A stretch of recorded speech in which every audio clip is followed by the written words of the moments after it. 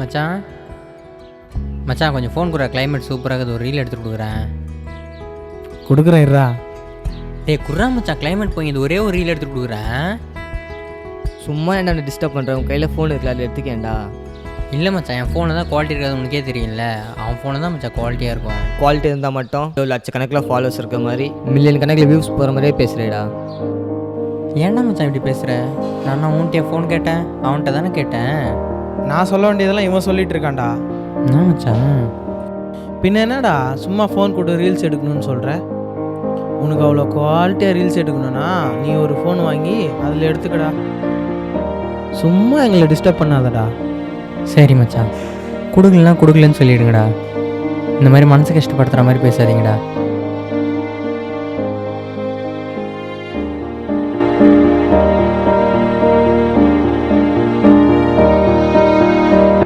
நானும் எத்தனை நாள் தானப்பா ஃபோன் வாங்கி கொடுன்னு கேட்டுகிட்டே இருக்கேன். கொஞ்ச நாள் பொறுத்துக்கடா, அடுத்த லோன் வந்ததும் வாங்கி கொடுக்குறேன்டா. நான் எப்போ கேட்டாலும் இது சொல்கிறீங்க, வாங்கியே கொடுக்க மாட்டீங்க. அம்மா கூட இல்லைடா, அப்பா மட்டும்தானே இருக்கிறேன். வீட்டு கஷ்டத்தை புரிஞ்சுக்கடா, அடுத்த லோன் வந்ததும் கண்டிப்பாக வாங்கி கொடுத்துட்றேன்.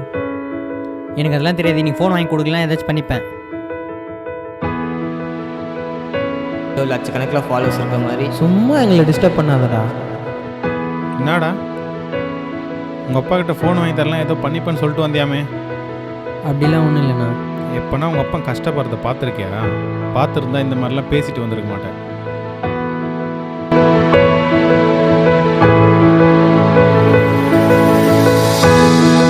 சரிடா, உன் இன்ஸ்டாகிராமில் இப்போ எத்தனை ஃபாலோவர்ஸ் இருக்காங்க? 1300 ஃபாலோவர்ஸ்ண்ணா. 1300 ஃபாலோவர்ஸ் இருக்காங்கல்ல, அவங்களாம் உன்னை எதுக்கு ஃபாலோ பண்ணுறாங்கன்னு நினைக்கிறேன்? சரியா தெரியலண்ணா. உன் வீடியோ குவாலிட்டி நல்லா இருக்குன்னு சொல்லிட்டு உன்னை ஃபாலோ பண்ண மாட்டாங்க. நீ போடுற கண்டென்ட் நல்லா இருக்குன்னு சொல்லிட்டு தான் உன்னை ஃபாலோ பண்ணுறாங்க. முதல்ல கண்டென்ட் மேலே ஃபோக்கஸ் பண்ண, குவாலிட்டிலாம் ஆட்டோமேட்டிக்காக வரும். இல்லைண்ணா, குவாலிட்டியாக இருந்தால் நல்லாயிருக்குன்னு நினச்சேண்ணா. சரிடா, இருக்கிறத வச்சு பண்ணு, அதுக்கப்புறம் நானே உனக்கு ஒரு புது ஃபோன் வாங்கி தரேன்.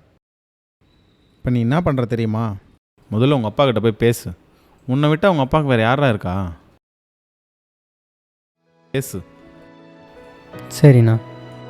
முதல்ல நம்ம கையில் இருக்கிறத வச்சு வாழ கற்றுப்போம், மற்றதெல்லாம் நம்மளையே தேடி வரும்.